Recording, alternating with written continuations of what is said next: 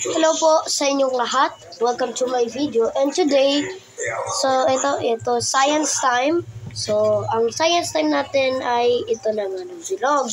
So, pero meron siyang tricky problem sa atin. Ito.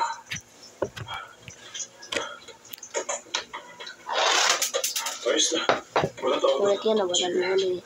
Tatali na siguro to, ha?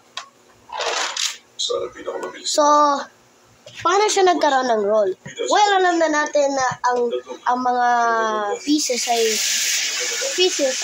mula to sa metal. Ang metal na ito ay nakikita niyo sa screen. Ang metal na ito ay isang uri ng ito, yan. Dito, di ba? So, yung magnetic force field niya, pag pinasok mo to sa loob, di ba? So, papasok mo to sa loob, kung nakaganto na siya, bibitawan mo, at saka lalabas yung pagro-rolling. Importante natin sa science to dahil ito ay para sa ating komunikasyon kung magkakaroon tayo ng magnetic field. Like and subscribe muna tayo bago tayo magsimula ulit. So, continue tayo. For example, meron ka dito isang bilog, diba?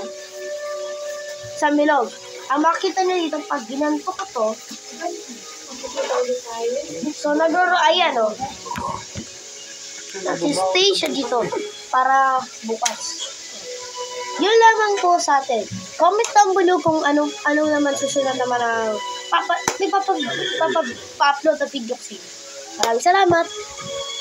Science time, love you!